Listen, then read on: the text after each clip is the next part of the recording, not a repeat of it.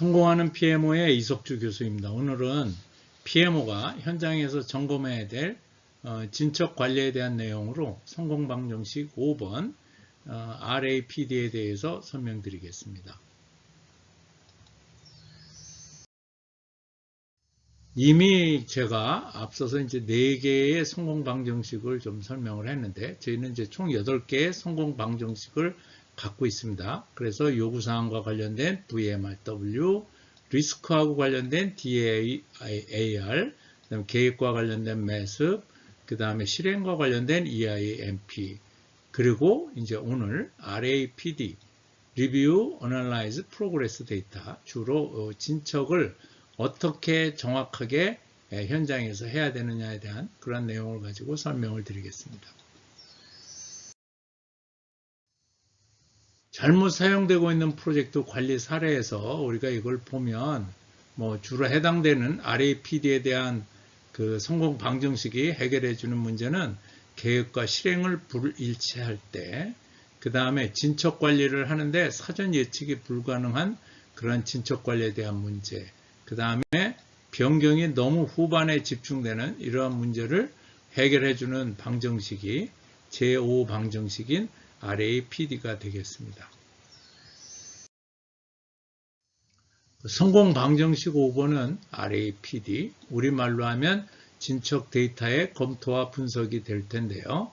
RAPD는 프로젝트 수행 중 진척 관련 데이터와 그 데이터들을 모은 추이를 주기적으로 검토하고 분석하여 이러한 추이가 계속될 경우 납기와 원가에 미치는 영향력을 검토하고 분석하는 그러한 그 내용이 되겠습니다. RAPD는 실행 단계에서 적용이 되고 또 문제가 있을 경우에 통제 단계의 일부를 거치는 경우도 있습니다.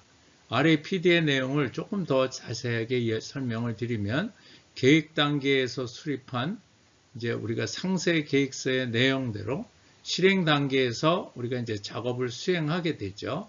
그러면 여기 보시다시피 이제 주간 진척 보고서가 나오면, 주간 진척 보고서에서 이제 전체에 대한 내용, 그 다음에 부문별 내용, 그 다음에 이제 여기에 해당되는 주로 이번 주에 해당하는 그런 활동의 내용들이 나오면, 이걸 가지고 이제 우리가 프로젝트에 대한 그 계획과 진척에 대한 부분을 이제 검토를 하겠죠.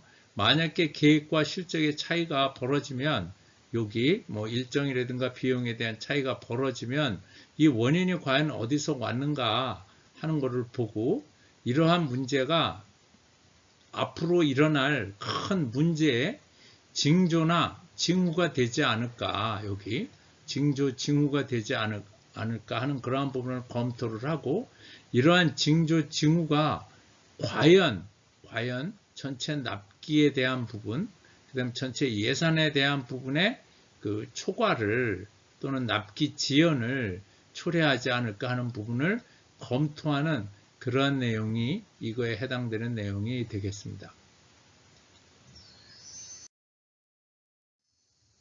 RAPD에 대한 내용을 우리가 이제 조금 더 현장 중심으로 가보면, 지금 어떠한 프로젝트 네트워크가 지금 이렇게 그려져 있다고 한번 생각을 해보고요.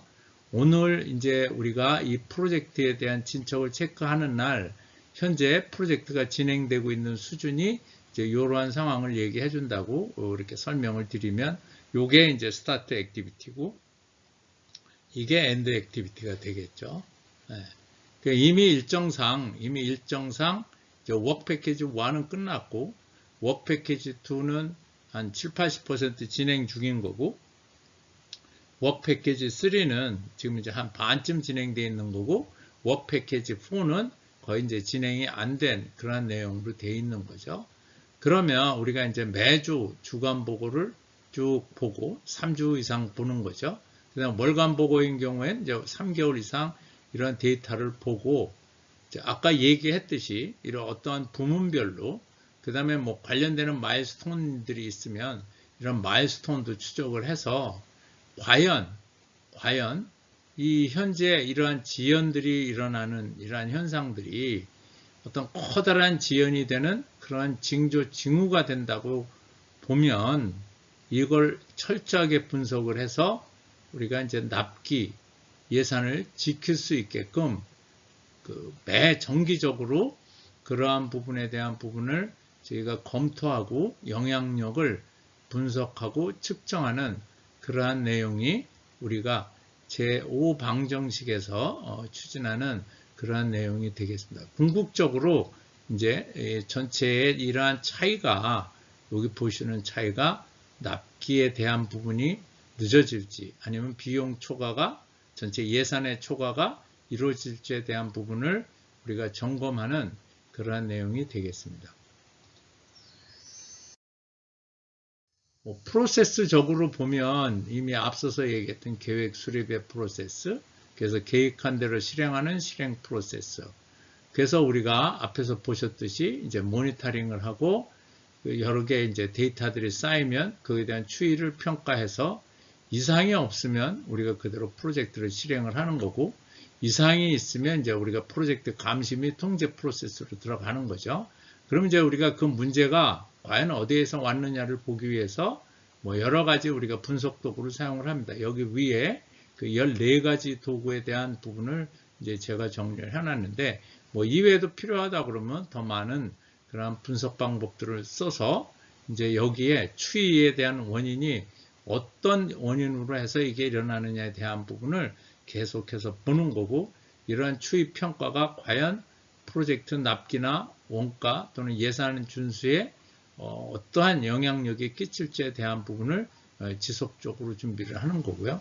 그래서 이러한 부분이 도저히 안 되겠다 하면 여기 이제 통합 변경까지 넘어가는 그러한 내용이 되겠습니다. 이 단계별로 나오는 산출물로는 실행 단계에서 이제 주월간 준척 보고, 그 다음에 뭐 이슈 로그, 뭐 체인지 로그, 뭐 리스크 레지스터, 그렇게 해서 이쪽에서 추이 평가를 계속을 하면 추이 분석한 내용이 들어오고, 그 다음에 영향력을 분석하고, 그 다음에 EVM 방식에서 나오는 성과 분석 같은 이러한 내용들이 주요 산출물이 되겠습니다. 자, 이러한 우리가 PMO가 현장에서 성공방정식 5번을 잘 수행을 할 경우 성공률은 어디까지 올라가냐면, 이미 앞서서 우리가 성공방정식 4번까지 했던 우리가 성공률이 85%였죠.